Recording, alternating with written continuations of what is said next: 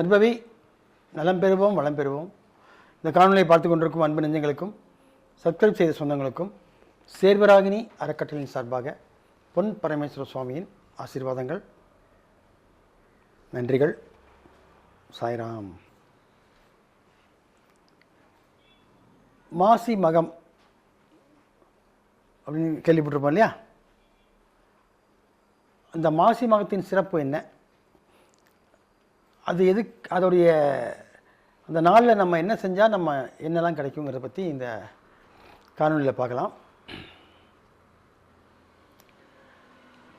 தமிழ் மாதம் பார்த்திங்கன்னா உங்களுக்கு சித்திரை மாதத்துலேருந்து ஆரம்பித்து பங்குனி வரைக்கும் இந்த 12 மாதத்தில் மாசி மாதம் என்பது 11வது மாதமாக வருகிறது. ஸோ அந்த மாசி மாதத்தில் வரக்கூடிய மகம் நட்சத்திரம் ஒவ்வொரு மாதமும் இந்த 27 நட்சத்திரம் வரும். அது மக நட்சத்திரம் மாதம் வரும்னு வைங்களேன். அதுவும் இந்த மாசி மாதம் வரக்கூடிய மக நட்சத்திரம் ரொம்ப விசேஷமான நாள். கரெக்டாக அந்த மாசி மாதம் மக நட்சத்திரம் அன்றைக்கி தான் பௌர்ணமி வரும். நிறைந்த முழு நிலாவாக நாம் வானத்தில் பார்க்க முடியும் சந்திரனை. அப்போது அந்த சந்திரன் முழு நிலவாக காட்சி கொடுத்து மாசி மாதத்திலே மகம் நட்சத்திரம் வரும் என்று ஒன்றாக இரண்டும் சேர்ந்து வரும் அன்னைக்கு பார்த்திங்கன்னா உங்களுக்கு என்ன பூமியில் பார்த்திங்கன்னா விஞ்ஞான ரீதியாக அந்த புவியீர்ப்பு சக்தி எர்த் கிராவிட்டி ஃபோர்ஸ் வந்து நார்மலாக இருக்கிறதோட பன்மடங்கு அதிகமாக இருக்கும். அப்போ பார்த்திங்கன்னா நம்ம இந்த மனிதனாக பிறந்த அனைவருக்குமே நம்முடைய தேவைகளை பூர்த்தி செய்யக்கூடிய முக்கியமான நாளாக கருதப்படுகிறது. இது மாசி மாதத்தில் வரக்கூடிய அந்த மகம் நட்சத்திரம் என்று. வாழ்க்கையில் நிறைவேறாத ஆசை, சாமி நான் எவ்வளவோ ஆசைப்பட்றேன், அது நிராசையாக போயிடுது, கிடைக்க மாட்டேங்குது.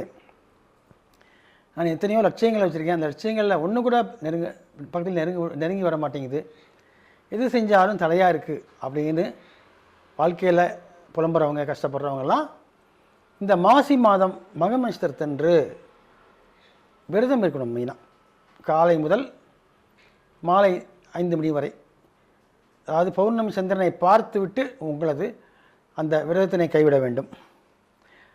அந்த விரதம் இருக்கும் காலத்தில் பொதுவாக பௌர்ணமி விரதம் என்பது ரொம்ப சால சிறந்தது. அதிலும் மிகவும் 100% 100 மார்க்கு உங்களுக்கு சக்தியை கொடுக்கக்கூடியது மாசி மாதத்தில் வரக்கூடிய அந்த பௌர்ணமி அன்னைக்கு தான் பார்த்திங்கன்னா மகம்னு சொல்லக்கூடிய நட்சத்திரம் வரும்.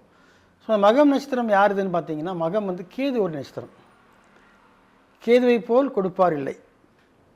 அப்போது அந்த கேது ஒன்றும் யாருன்னா ஞானகாரகன். ஸோ அதுக்கு அதிபதி யார், உபதேவதை யாருன்னு கேட்டிங்கன்னா விநாயக பெருமான். ஸோ அப்போ அந்த விநாயகரை நாம் வழிபட்டு நமது எண்ணங்களை பூர்த்தி செய்து கொள்ளலாம். இது ஒரு வழி. இன்னொரு வழி இருக்கிறது. மாசி மக பௌர்ணமி அன்று சிவனுக்கும் உகந்த நாள், அம்பாளுக்கும் உகந்த நாள். சக்தி சிவன் வழிபாடு மேன்மைப்படுத்தும். அப்போது இந்த பௌர்ணமி என்று பார்த்திங்கன்னா பொதுவாக என்ன சொல்லுவாங்கன்னா, ஃபீமேல் காட்ஸ், அதாவது பெண் கடவுள்கள் இருக்காங்க இல்லையா, அந்த கோயிலில் நீங்கள் இருந்து உங்களுடைய ஆசைகளை சொன்னீங்கன்னா அது நிறைவேற்றி கொடுப்பாங்க. ஏன்னா பௌர்ணமி என்பது ஃபீமேல் ஜெண்டர், பெண்ணுக்கு உண்டான நாள். அமாவாசை என்பது என்னது, அது வந்து மேல் ஜெண்டர், அதாவது ஆணுக்கு உண்டான நாள், ஆண் கடவுளால் வழிபடக்கூடிய நாள். அப்போ மாசி மகத்தன்று நாம் முக்கியமாக விநாயகரையோ சிவனையோ இல்லை அம்பாளையோ மனமுருகி நாம் வழிபட்டோமையானால், கோயிலில் போய் தான் நீங்கள் கும்பிடணுன்னு அவசியம் இல்லை. நீங்கள் அவங்கவுங்க இருக்கிற இடத்துலையே ஒரு அகல் விளக்கில் சுத்தமான சிக்கல் ஆட்டின நல்லெண்ணெயை ஊற்றி 2-3 சொட்டு அதில் வந்து வேப்பெண்ணெயை ஊற்றி 2 திரிகளை போடணும். போட்டு தீபம் கிழக்கு பாற்றோ அல்லது வடக்கு பாற்றோ நீங்கள் ஏற்ற வேண்டும். தீபம் ஏற்றிவிட்டு அந்த தீபத்தையே பார்த்து கொண்டு உங்களுடைய அபிலாஷைகளையும் ஆசைகளையும் சொல்ல வேண்டும். இதுதான் நீங்கள் செய்ய வேண்டியது.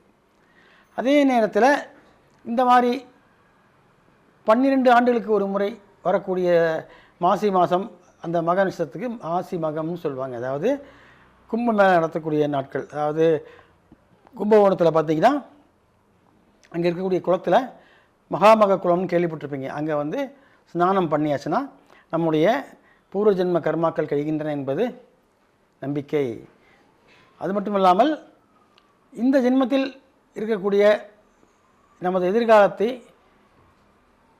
முன்னோக்கி செல்லக்கூடிய ஒரு வாய்ப்பு நமக்கு கிடைக்கும் என்பதும் ஒரு நம்பிக்கை. அப்போ 12 வருஷத்துக்கு ஒரு டைம் மாசி மகத்துக்கு நீங்கள் கும்பமேளா, அதாவது மகாமக குளத்திலே, கும்பகோணத்தில் உள்ள மகாமக குளத்தில் சென்று குளிக்க வேண்டும்.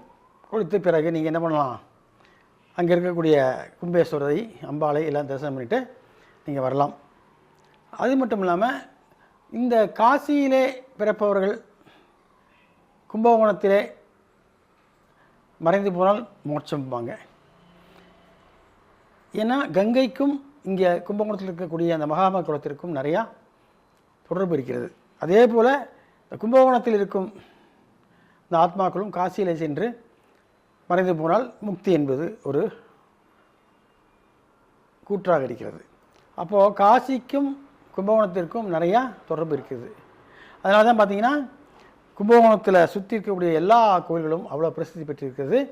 அது மட்டும் இல்லாமல் இதுக்கு முன்னால் நம்ம உலகம் அழிந்து திருப்பி உற்பத்தி ஆகுது இல்லையா, அப்போது அந்த முதல் யுகத்தில் உள்ள அந்த பேழையாகப்பட்டது கும்பகோணத்தில் தான் கரை ஒதுங்கியதாகவும், அந்த கும்பகோணத்தில் இருக்க அந்த கும்பம் போல் இருக்கும் அந்த பேழையிலிருந்து தான் நமது உயிர்கள் உற்பத்தி ஆனது என்றும் சரித்திரம் கூறுகிறது.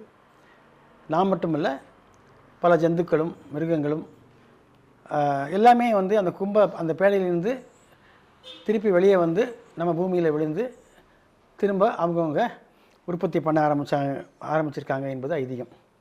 அப்போது இந்த மாசி மகத்தன்று நாம் செய்யக்கூடிய எந்த காரியங்களுக்கும் 100% வெற்றி உண்டு. ஆகவே இந்த மாசி மகத்தை பயன்படுத்தி வாழ்வில் நிறைய முன்னேற்றங்களை பெறலாம். சரிங்களா? எல்லாத்துக்கும் மேலே ஒன்று சொல்லிடுறேன், நீங்கள் என்ன பண்ணாலும் சரி, அவங்கவுங்களுக்கு அவங்களுடைய குலதெய்வதையுடைய கோவிலில் மாசி மகத்தன்னைக்கு போய் உட்காந்து சொன்னீங்கன்னா உங்கள் குழப்பங்கள், உங்கள் பிரச்சனைகளை தீர்த்து வைப்பாங்க. இது கண்கூடு. சரிங்களா? ஆகவே குலதெய்வத்தை மறக்காதீருங்க. அதுக்கப்புறம் உங்களுக்கு இஷ்ட தெய்வதைகளை வழிபாடு செய்யுங்க. மெயினாக வந்து தீர்த்த யாத்திரை பண்ணுங்கள். அதாவது என்னென்னா, எந்த கோயிலுக்கு போனாலும் சரி கண்டிப்பாக அங்கே வந்து ஒரு தீர்த்தம் இருக்கும், குளமோ இல்லைனா ஏதாவது ஒரு கிணறோ இருக்கும். அந்த நீரை எடுத்து நீங்கள் குளிக்கவோ ஸ்நானம் பண்ணுங்கள். இல்லைனா தலையில் ஏதாவது புரோஷனம் பண்ணி தெளிச்சுக்கோங்க. அப்போ உங்கள் பாவகர்மாக்கள் கொஞ்சம் அழிக்கப்படும். சரிங்களா? ஆகவே எல்லோரும் மாசி மக நாட்களை சரியாக பயன்படுத்தி வாழ்வில் எல்லா சுகங்களையும் அனுபவிக்க பிரார்த்திக்கிறோம், வேண்டிக்கிறோம். நன்றி. நற்பவி சாய்ராம்.